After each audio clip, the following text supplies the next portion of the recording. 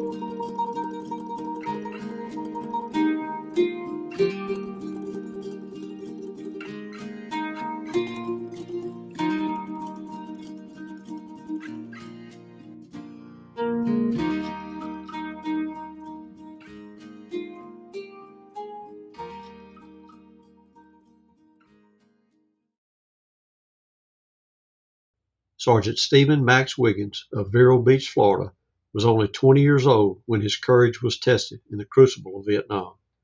As commander of the 16 track, Wiggins led his men into what seemed like another search and destroy mission until a break in the hedgerow carried his vehicle a few yards ahead of the others. In those fateful moments, he and his crew drove directly into the kill zone of a concealed North Vietnamese force.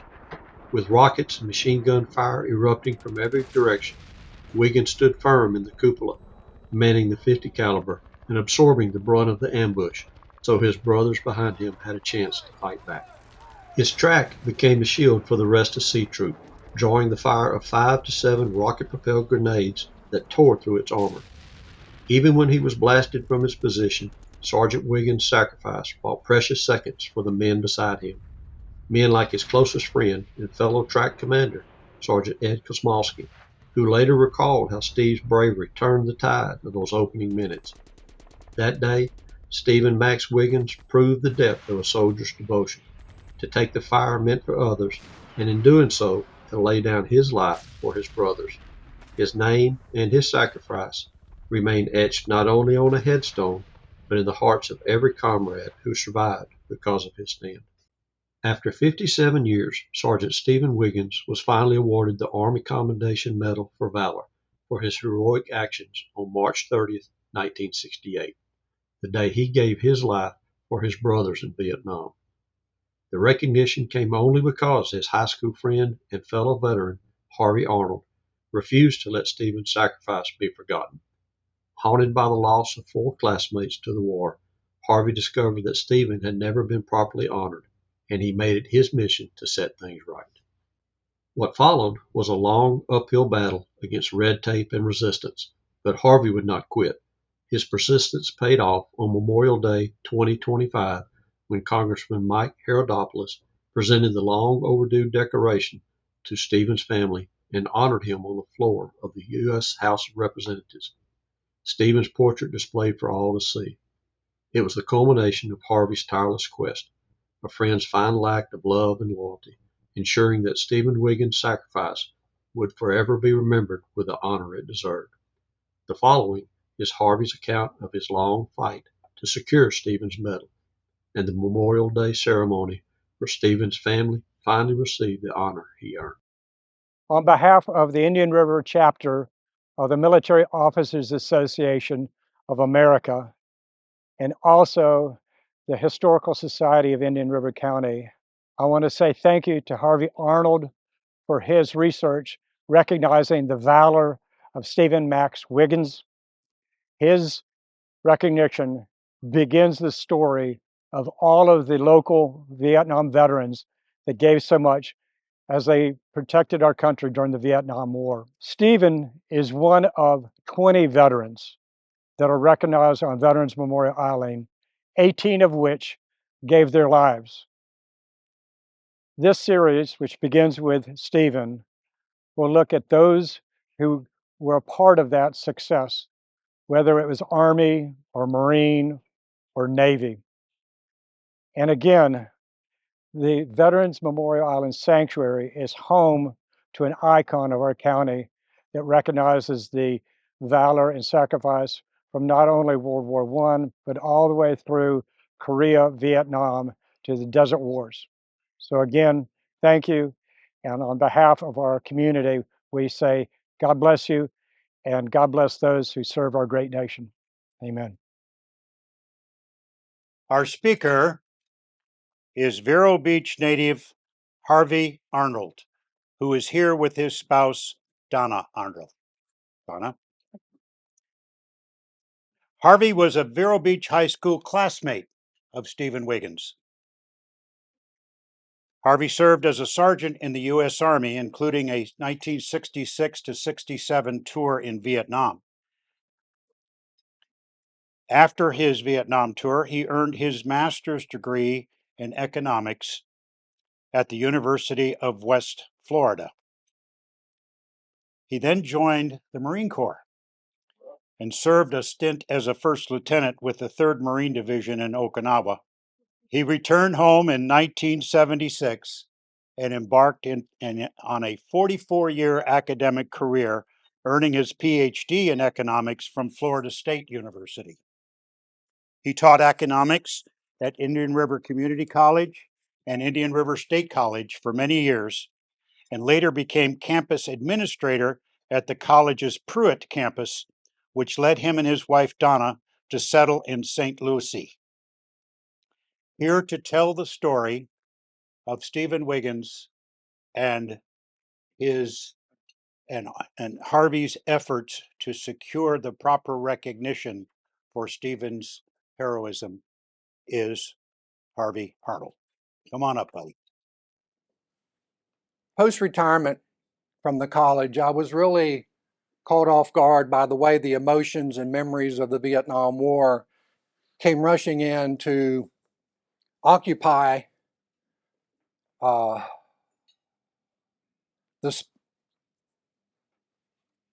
space filled by the pursuit of my, academic and professional goals, raising a family. After sort of struggling with survivor's guilt for 3 or 4 months, I started taking action to honor my 4 Vero Beach High School classmates killed in Vietnam, the members of the class of '66. And Franklin Clovis, Ellis Laddermilk, Mark Jackson, Steve Wiggins. Watching a podcast of Joe Galloway, and Joe Galloway said, those of us who made it home, we have a deep burden. We have a sacred obligation to tell the story of those who didn't. And that's why I'm here today, is to tell you about Stephen's story. And if I started out with a high school picture of Stephen, and Stephen was a 3-sport athlete. He started as a defensive back for Vero Beach High School. He helped the Fighting Indians to the 1965 Suncoast Championship. His senior year, he received the honor, or had the honor bestowed upon him, of being the unsung hero on the football team.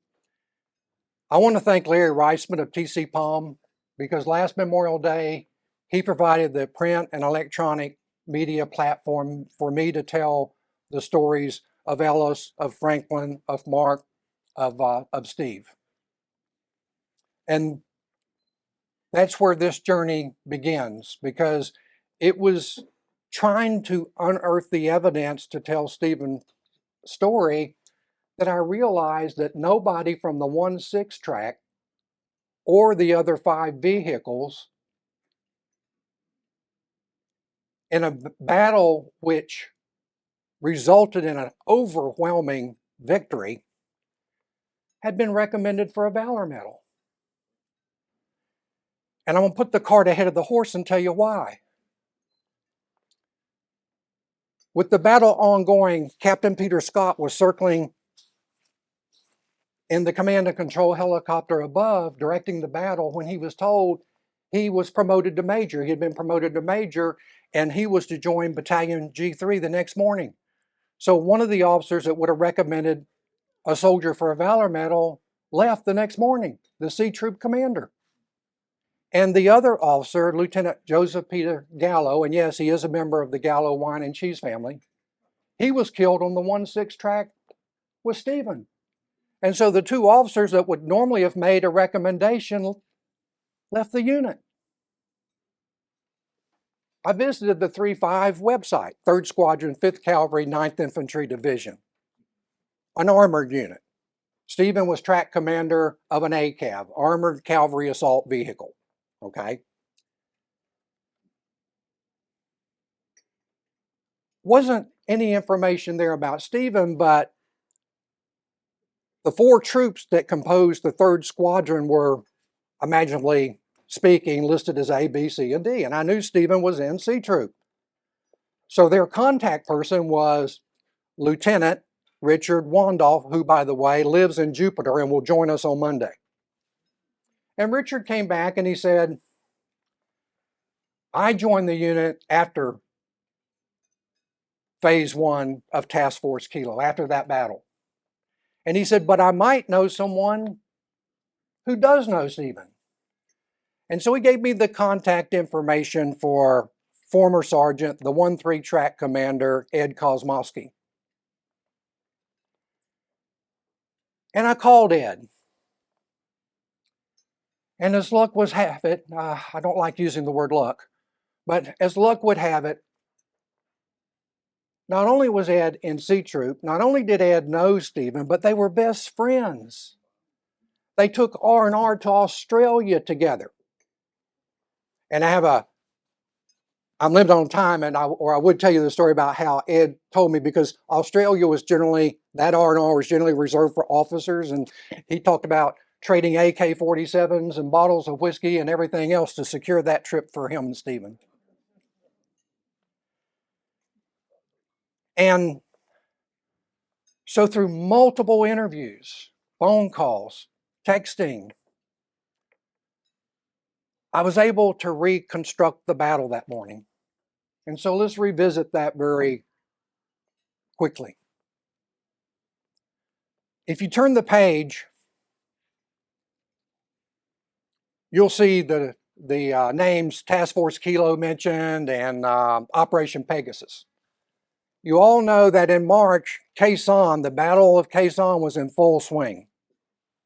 And they were assembling a relief force, a joint force of Marines and soldiers from the 1st Air Cav to relieve the besieged Marines at Quezon. But they were really concerned because they knew there was either a battalion or regiment-sized NVA force in that area, and they were concerned that they would relocate and disrupt Operation Pegasus. And thus the search and destroy mission, codenamed Task Force Kilo, that began on the morning of March 30th, 1968. And about 2 o'clock in the afternoon, they approached a hedgerow-type obstacle that the tracks had either slowed or paused to negotiate,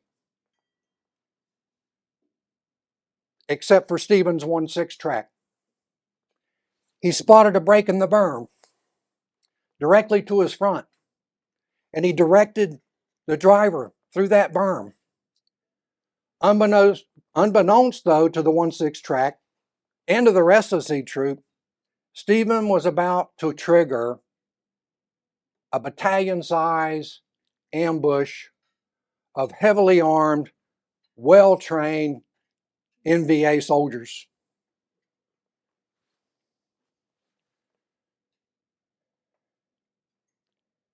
In retaliation for this intruder that had encroached on their concealed and entrenched position, the NVA unloaded everything they had on the 1-6 track. Rocket-propelled grenades, RPGs, machine guns, automatic weapons. Sergeant Wiggins, Lieutenant Gallo, Staff Sergeant Petit, Marine Captain Roy Griffin, they were all killed outright Only the driver, PFC Mike Earl, survived, and even he was shot in the face and had to be evacuated.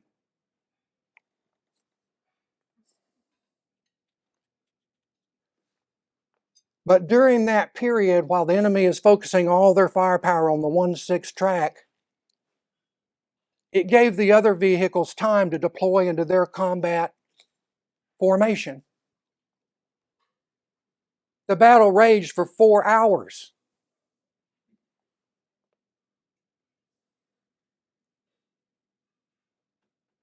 When C Troop retired to their night positions to assume their night defensive positions, 10 of their men had been killed. Stephen, Staff Sergeant Petit, Lieutenant Gallo, Marine Captain Roy Griven being 4 of them. 10 of their men had been killed. 39 had been wounded. 4 of the 6 ACABs had been destroyed. Only 6 men and 2 armored tracks remain capable to continue the fight, phase 2 of Task Force Kilo, the next day. But on the battlefield lay 182 dead NVA. And the magnitude of that victory can only be understood in light of the following circumstances. You don't put armor on the battlefield without infantry. And the 2nd Battalion, 1st Regiment of the South Vietnamese Army provided the infantry that day, walking behind the tracks, in between the tracks, to neutralize the NVA popping up from their spider holes. And as soon as the first rounds were fired, they retreated. They ran for cover. They refused to fight, even with the XO, Lieutenant Valor, pointing his M16 at them and threatened to shoot them if they didn't join the fight.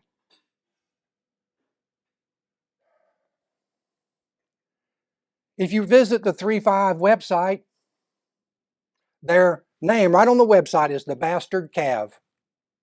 And they got that nickname because their tanks and their armored cavalry assault vehicles were constantly being parted out on separate missions, and Saturday, March 30th was no different. C Troop could have really used those tanks with their anti-personnel, their flechette rounds, their beehive rounds to neutralize the enemy's infantry. No tank support. And for those of you that saw the movie, We Were Soldiers Once and Young, Colonel Hal Moore had artillery. He had helicopter gunships. He had Phantom and Sabre jets dropping 500-pound bombs, napalms, and they accomplished a kill ratio of 12-1. C Troop could not summon any of that additional firepower because they were so intermingled with the enemy that it wasn't a risk. Taking casualties from friendly fire would have been a certainty. That battle went on for 4 hours, but Stephen was killed within the first few minutes, as were the other members of the 1-6 track. But if they don't spring that ambush, I do not hesitate to tell all of you that C Troop would have been wiped out. They took the enemy, the brunt of the enemy's firepower. They attracted it like a huge metal, magnet away from the other vehicles. And they all but one paid the ultimate price. So if you turn to where you see Lieutenant Gallo, I was visiting the virtual wall. And there's Lieutenant Gallo's picture with the Bronze Star Medal with the V prominently displayed. And then I looked at Staff Sergeant Petit's picture, and there his profile is with the Bronze Star Medal prominently displayed. So my research revealed that Stephen's body was blown off the top of the track, out of the cupola seat, intact, so that it could be processed home for burial. But they kept Gallo and Petit and Griffin's bodies there because they were incinerated inside of the 1.6 track. One of the RPGs hit the fuel tank. It was gasoline power. It exploded into flames. And they listed them as MIA for, like 10 days. They listed them as MIA, missing in action, while they were trying to separate and identify their bodies, which was impossible. The only thing they found was a .45 caliber pistol. And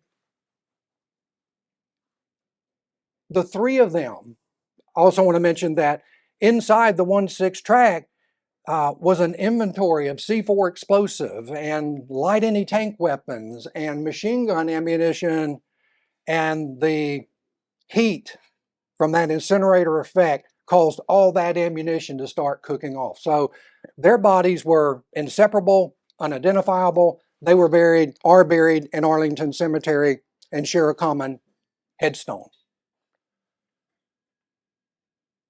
Therein, I felt like I had found the reason why Stephen's Valor Medal had been overlooked.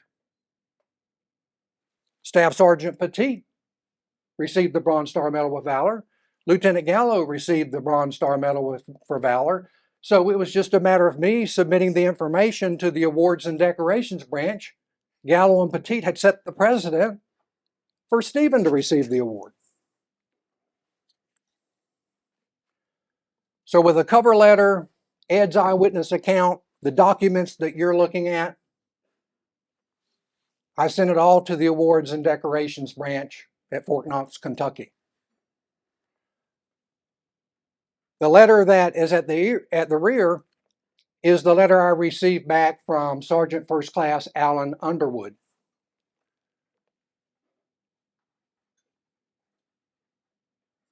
And Sergeant Underwood explained in his letter about the original unit route to securing a medal posthumously and the retroactive route to securing a medal posthumously.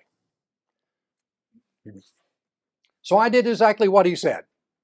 I got a hold of one of the researchers. There's a list of researchers on the National National Archives Resource Center. There's a list of recommended researchers there to go through the operations reports, the daily reports that are housed there. So I engaged Oscar Gregory, and he went to Baltimore, Maryland. He went through several boxes, again, morning reports, operation reports. He didn't really find anything. And then he called me and he said, I'm going to go out to visit my daughter in Chicago, and with your approval, I'll swing by the National Personnel Records Center in St. Louis, Missouri. So I approved that venture. And really the only document that Oscar produced about Stephen was his individual deceased personnel file, which is the military equivalent of a death certificate. Okay? And Oscar told me the last thing they told him was that the files of Vietnam-era veterans had been poorly kept, and that a fire in 1973 had destroyed a major portion of the records. So whether or not Stephen was originally recommended for a Valor Medal was inconclusive. Now, I've already given you guys the answer to that, okay?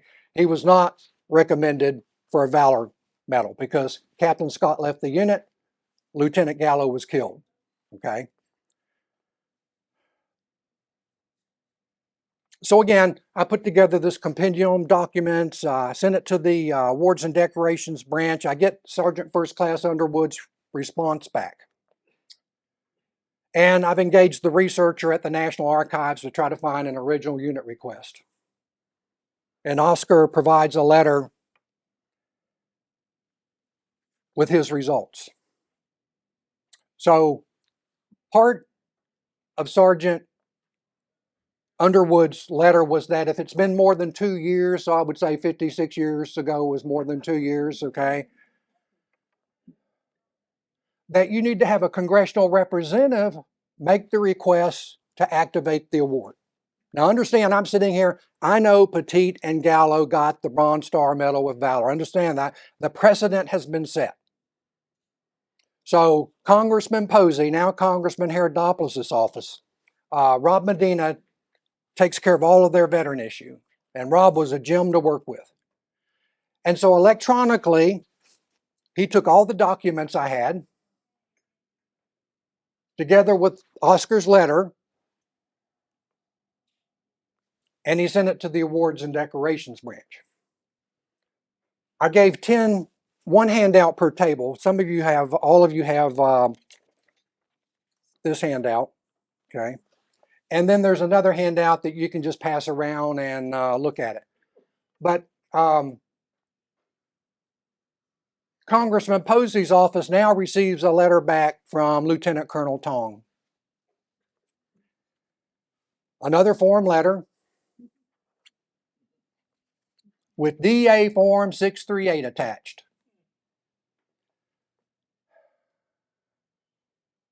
And I was a little disappointed that neither Sergeant Underwood nor Colonel Tong mentioned any of the documentation I had sent.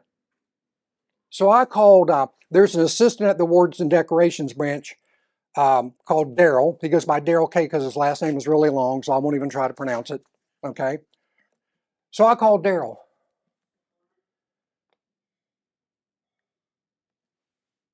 And I said, look, I said, the research that Oscar did was inconclusive, but we know that Staff Sergeant Petit and Lieutenant Gallo got the Bronze Star Medal with Valor. And that was the first time I heard. And if you look at their headstone, you'll see they did not receive a Valor Medal. They only received the Bronze Star Medal for meritorious service. DA Form 638 requires that, number one, you have to recreate the soldier's chain of command as it existed on the day of the event, which was March 30th, 1968. I asked Daryl, do you provide any assistance with that? No, they're not approved to do that.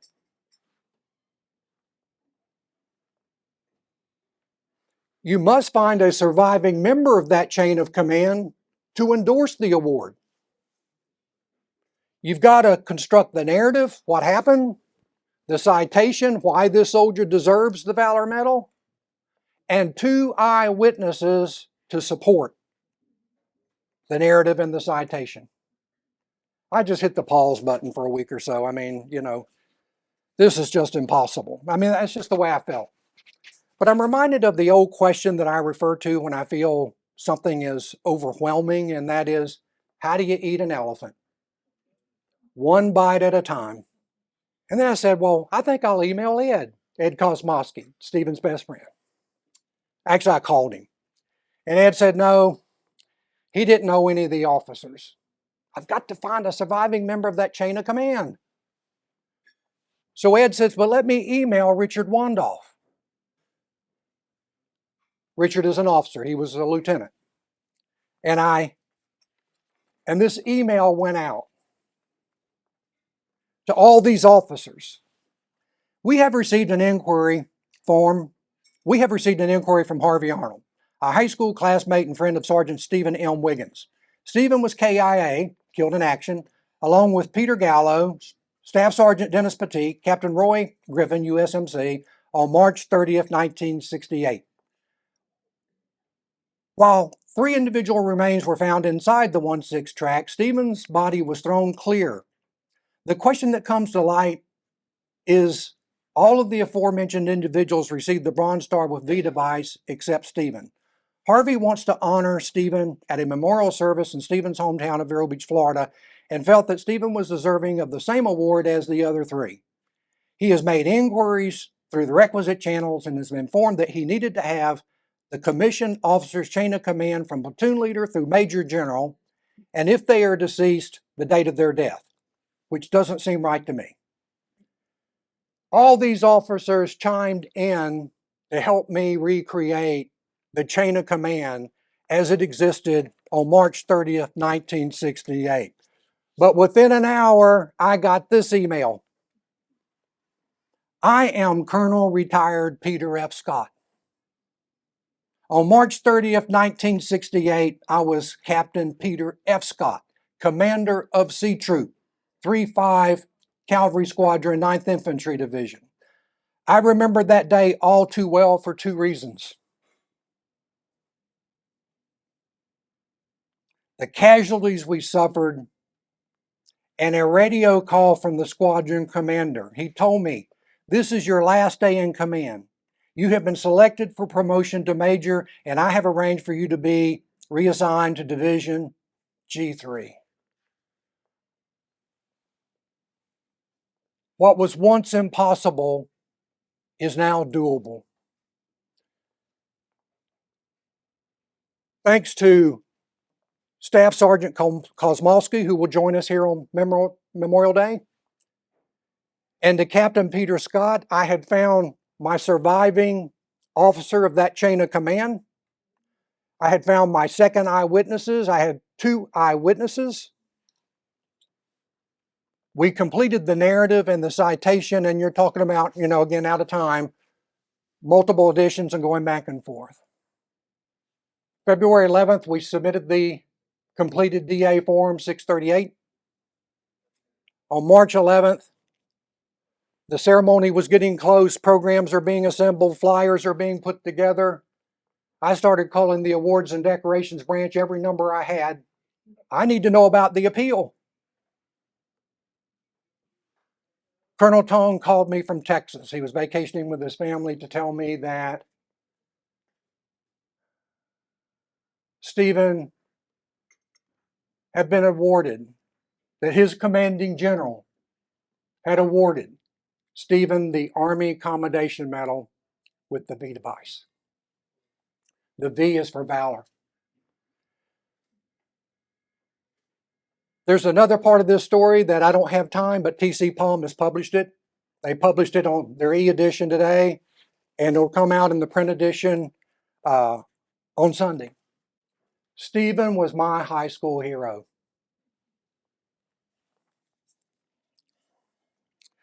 Now he's our nation's hero too. Thank you. I just want to share with everybody here what you have heard is in fact a miracle. I don't know what you all would call it, but I would call it a miracle. And when I got to meet Harvey and I understood what he was doing, it was truly a blessing as well, because as you know, Michelle, probably 5 years ago, probably now, we looked at the World War I veterans that were honored on the island. Okay, over the last dozen years, we've looked at the World War II veterans. What we have not begun to do is the detailed effort for the Vietnam veterans.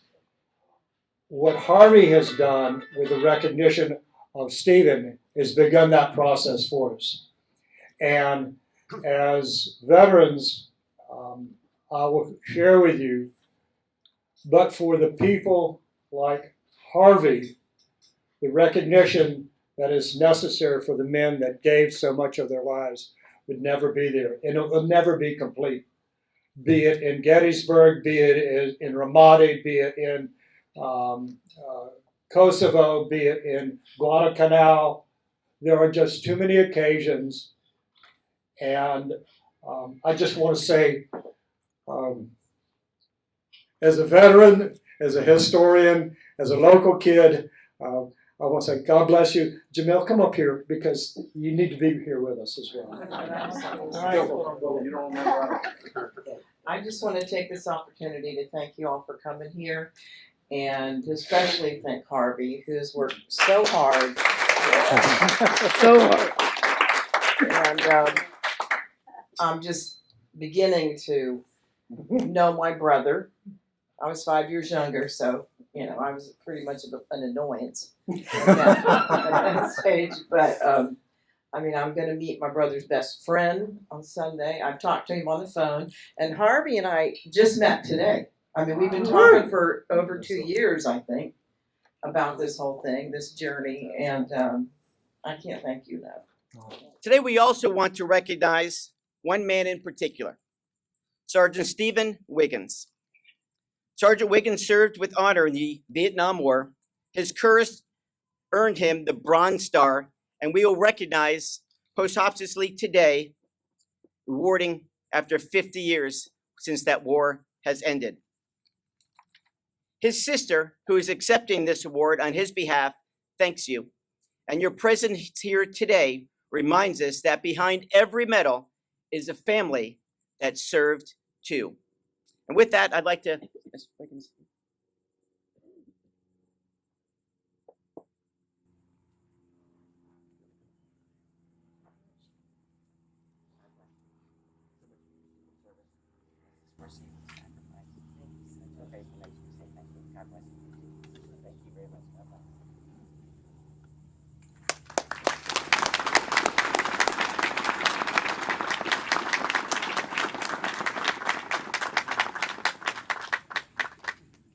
Rifle squadron, execute.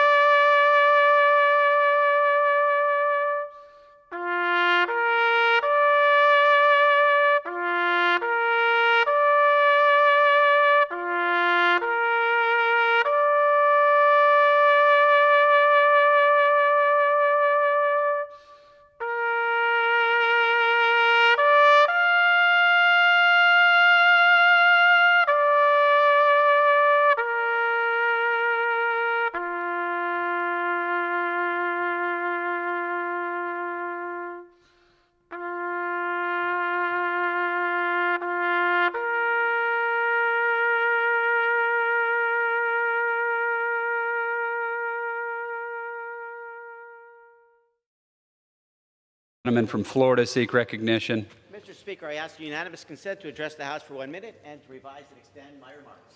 Without objection, gentleman is recognized for 1 minute. Mr. Speaker, I rise today to honor Sergeant Stephen Wiggins, a Vero Beach native and Vietnam hero, who was recently awarded the Army Commendation Medal for his past service this past Memorial Day, 57 years after making the ultimate sacrifice in service to our nation. In 1967, Sergeant Wiggins was drafted into the United States Army and quickly rose to the rank of sergeant and tank commander. Sergeant Wiggins was a lead in combat control during the Tet offenses when his unit encountered an obstacle. Acting quickly, he directed his track through a nearby gap, exposing a hidden enemy ambush and drawing heavy fire. The 4-hour firefight claimed 10 American lives, including Wiggins, whose bravery saved many others. I'm proud to be part of a recent ceremony honoring his legacy and his bravery to the American public. And with that, Mr. Speaker, I yield back.